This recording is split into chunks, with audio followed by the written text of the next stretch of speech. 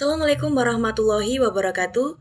Hamdan syukurillah amma ba'du, puji syukur kita haturkan atas kehadirat Allah Subhanahu wa taala yang mana pada kesempatan kali ini kami dapat mempresentasikan tugas perkuliahan mata kuliah perkembangan peserta didik yang diampu oleh beliau Bapak Prabowo Abdul Aziz Prabowo MPD. Pada kesempatan kali ini kami dari kelompok 3 yang beranggotakan yang pertama ada Saudara Ja'far Sodik, kemudian ada rekan saya Rahmawati dan yang terakhir yakni saya Yun Haryanti yang pada kesempatan kali ini akan menjelaskan mengenai perkembangan sosial dan emosional anak. Adapun yang melatar belakangi presentasi kita pada hari ini, yakni di mana pendidikan tidak hanya berfokus pada aspek kognitif, tetapi juga mencakup perkembangan sosial dan emosional peserta didik yang berperan penting dalam kehidupan sehari-hari dan keberhasilan dalam pembelajaran itu sendiri. Perkembangan sosial emosional anak berlangsung bertahap dan dipengaruhi oleh keluarga, lingkungan, dan pengalaman pembelajaran peserta didik sendiri. Kemampuan ini membantu anak dalam berinteraksi, mengelola emosi, dan menyesuaikan diri. Dalam perspektif Islam, perkembangan sosial emosional berkaitan dengan pembentukan akhlak seperti sikap kasih sayang dan hubungan yang baik antar sesama. Namun, pembelajaran PAI masih sering menekankan aspek kognitif atau aspek kecerdasan saja, sehingga aspek sosial atau emosional belum berkembang secara optimal. Oleh karena itu, penting memahami tahap, faktor, dan implikasi perkembangan sosial emosional dalam pembelajaran agar pembelajaran kita di dalam kelas dapat maksimal dan sesuai dengan yang siswa butuhkan. Nah, pada kesempatan kali ini kami mengambil 3 rumusan masalah. Yang pertama yaitu mengenai tahapan perkembangan sosial dan emosional pada anak. Kemudian yang kedua yaitu faktor-faktor yang mempengaruhi perkembangan sosial dan emosional. Dan yang ketiga yaitu implikasi perkembangan sosial dan emosional pada pembelajaran. Baiklah, rumusan masalah yang pertama di sini yang akan saya jelaskan yakni mengenai tahapan perkembangan sosial dan emosional pada anak. Tahapan perkembangan sosial dan emosional anak merupakan proses bertahap yang berlangsung sejak bayi hingga masa sekolah. Perkembangan ini mencakup kemampuan anak dalam memahami perasaan diri sendiri, menjalin hubungan dengan orang lain, serta mengelola emosi dalam kehidupan sehari-hari. Tahapan yang pertama yaitu mulai dari usia 0 sampai 2 tahun. Kemudian pada tahap ini, anak mulai membangun rasa percaya kepada orang lain, terutama kepada orang tua atau pengasuhnya. Nah, anak menunjukkan respon emosional sederhana seperti senang, marah, atau takut, serta mulai mengenali wajah orang-orang terdekat. Hubungan emosional yang hangat sangat penting untuk pembentukan rasa aman pada anak, di mana di usia 0-2 tahun ini, anak lebih cenderung berinteraksi hanya dengan orang tua, orang-orang terdekat, keluarga, dan lain sebagainya, atau pengasuhnya. Jadi, hubungan emosional yang sangat hangat, sangat penting untuk pembentukan rasa aman pada anak di usia 0-2 tahun. Kemudian tahapan yang kedua yaitu dari usia dini atau usia 2-6 tahun, di mana anak mulai belajar mandiri, mengenal aturan sederhana, serta mulai berinteraksi dengan teman sebaya.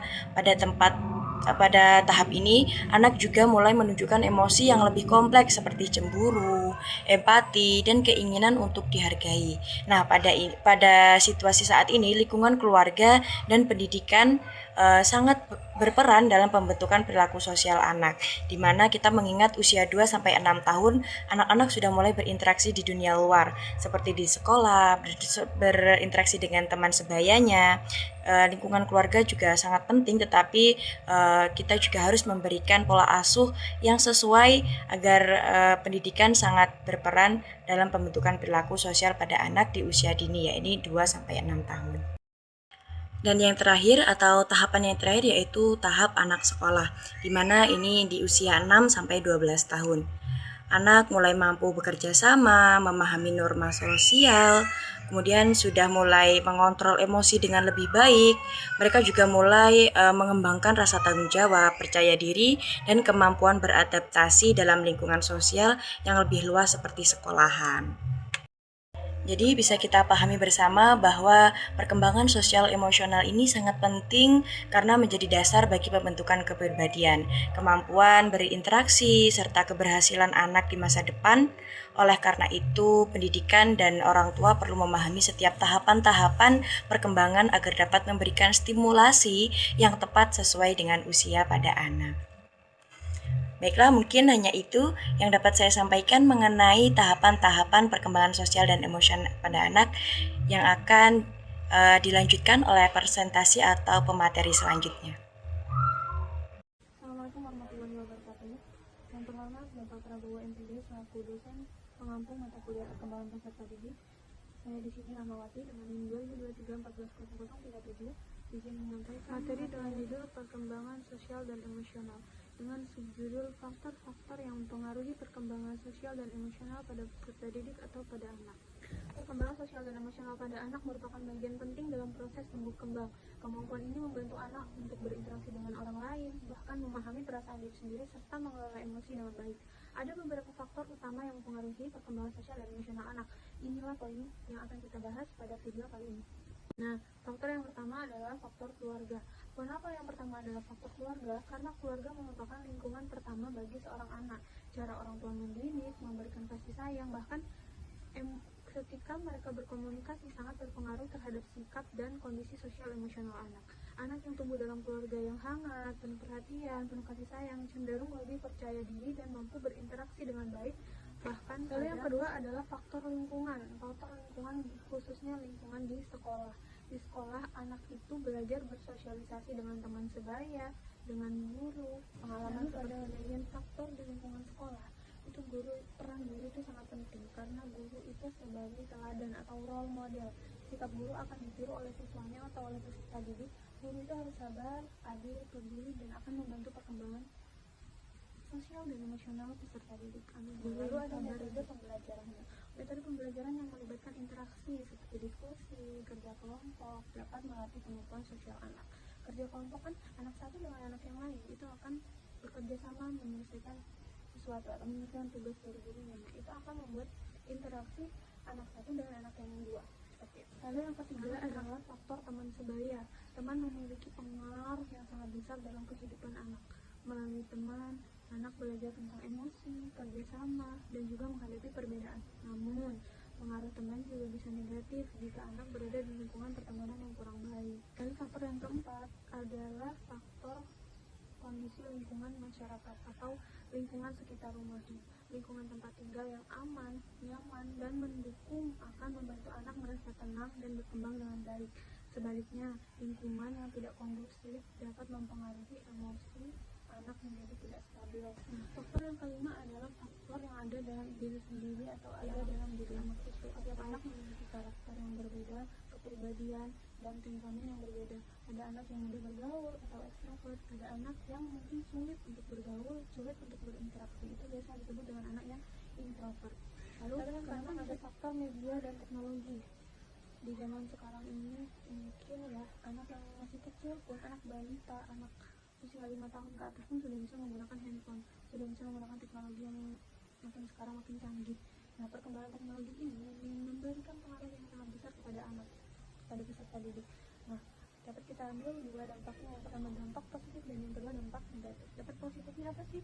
Nah, dampak positifnya adalah media dapat menjadi sarana belajar yang efektif tentunya untuk anak yang menggunakannya memang untuk belajar, menambah pengetahuan dan melatih keaktifitasan anak. Dan dampak negatifnya penggunaan berlebihan dapat menyebabkan anak itu kurang interaksi sosial atau anak itu kurang interaksi dengan bahkan dengan keluarganya, dengan ibu ayahnya, karena mereka cenderung memang sudah terbiasa menggunakan handphone.